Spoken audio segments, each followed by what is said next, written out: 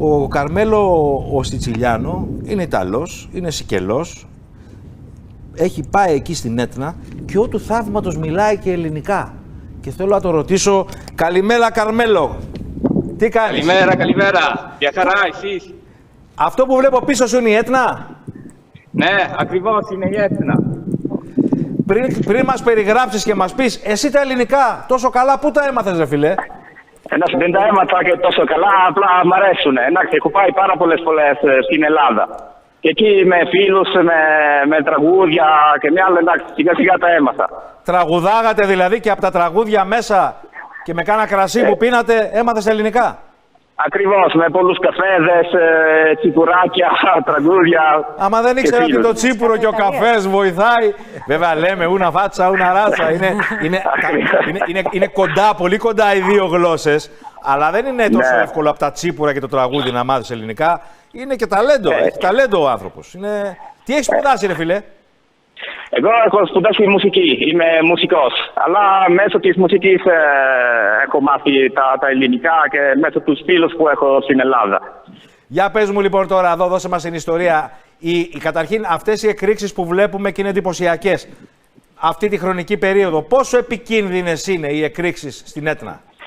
Ναι, κοιτάξτε, δεν είναι επικίνδυνες όπως είναι αυτή τη στιγμή. Δηλαδή τώρα εγώ βρίσκομαι γύρω στα 1900 μέτρα πάνω στην επιφάνεια της θάλασσας. Και ο κρατήρας τώρα είναι πάνω από 1000 μέτρα πάνω.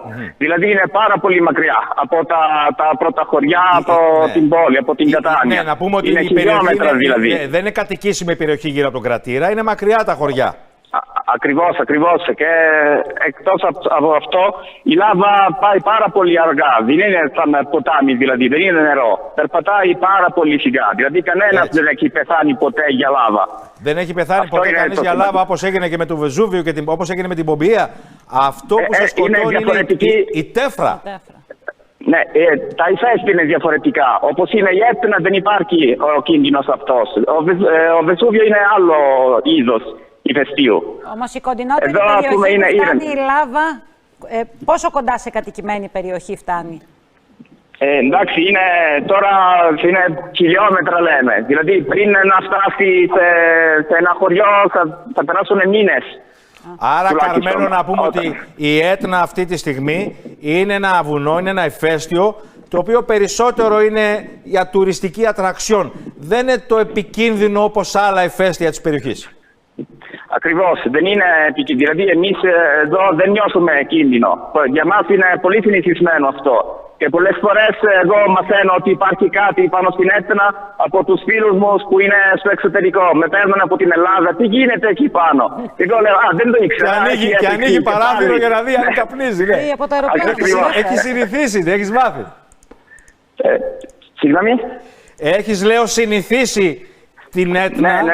Και κάποια στιγμή κάποιος φίλος από Ελλάδα το έχει δει στις ειδήσεις ή στο δορυφόρο και σου λέει, ρε φίλε, τι έχει γίνει εκεί? Και λες, μισό λεπτό να ανοίξω παράθυρο να δω.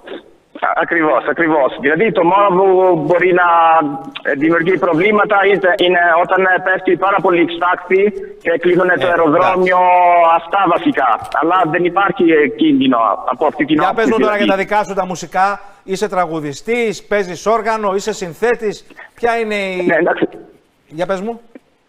Ναι, δεν είμαι τραγουδιστής. Παίζω έγχορδα, όργανα βασικά και παραδοσιακά όργανα της Ελλάδας. Ούτι, λαούτο, τέτοια. Α, ξέρεις και τα ελληνικά.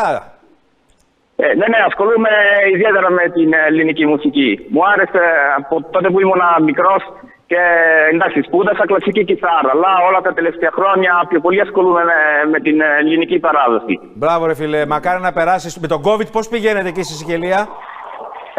Λίγο καλύτερα τώρα, αλλά και πάλι εξαρτάται. Κάθε 2 εβδομάδες κάναμε μια καλύτερα, μια χειρότερα. Τα ίδια τα δικά μας. Όπως παντού, ακριβώς. Με τη μαφία πώς θα πάτε? ίδια. Τα ίδια, δόξα τω Θεώ. Ναι, εντάξει. Την αγάπη μας θα τα ξαναπούμε, ρε φίλε. Να είσαι καλά. Ευχαριστούμε πολύ. Και εδώ, γεια σας. Γεια χαρά. Άμα θέλει, ας πήγε τίποτα. Πώς θα πάτε με τη μαφία? Εντάξει, μπορεί τα ίδια. Καλά, όλα καλά. Σιτσιλιάνο. Πώς το λένε, Σιτσιλιάνο?